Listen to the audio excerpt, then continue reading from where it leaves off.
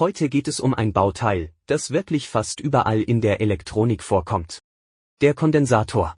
Man kann sich einen Kondensator ganz gut wie einen Energiespeicher vorstellen. Ein anschauliches Bild dafür ist ein Zylinder mit einem Kolben und einer Feder. Die Feder drückt den Kolben nach außen. Stellt euch vor, wir haben Wasser und üben Druck darauf aus. Das entspricht in der Elektronik der Spannung. Dieses Wasser drückt den Kolben hinein und komprimiert die Feder. Genau in diesem Moment lädt sich der Kondensator auf. Das Ganze passiert so lange, bis ein Gleichgewicht erreicht ist. Also bis der Druck im Zylinder genauso groß ist wie der angelegte Druck von außen. Dann ist der Kondensator vollständig geladen und hat Energie gespeichert. Und diese Energie kann man auch wieder nutzen. Wenn man den Kondensator wieder anschließt, kann das Wasser zurückfließen, die Feder entspannt sich. Und der Kondensator entlädt sich. In der Elektronik bedeutet das Folgendes. Der Druck entspricht der Spannung und der Wasserfluss entspricht dem Strom.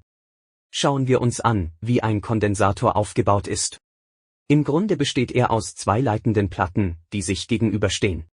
Deshalb entspricht diese Darstellung dem Schaltungssymbol des Kondensators. Dazwischen befindet sich ein isolierendes Material, das sogenannte Dielektrikum. Das kann im einfachsten Fall Luft sein, aber in der Praxis verwendet man bessere Materialien, die stärker isolieren. Außerdem sind die Platten nicht einfach flach nebeneinander angeordnet.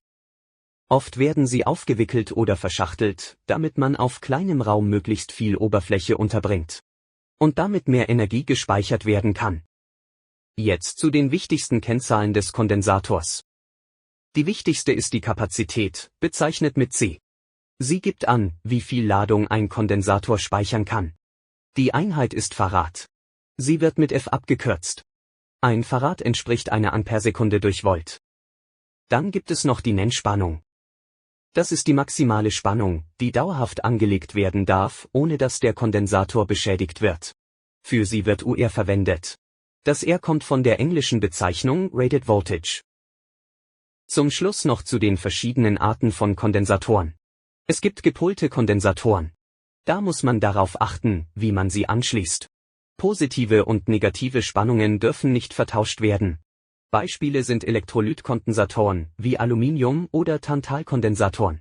Typisch ist auch die Becherform. Und dann gibt es ungepolte Kondensatoren. Da ist die Richtung der Spannung egal. Dazu gehören zum Beispiel Keramikkondensatoren.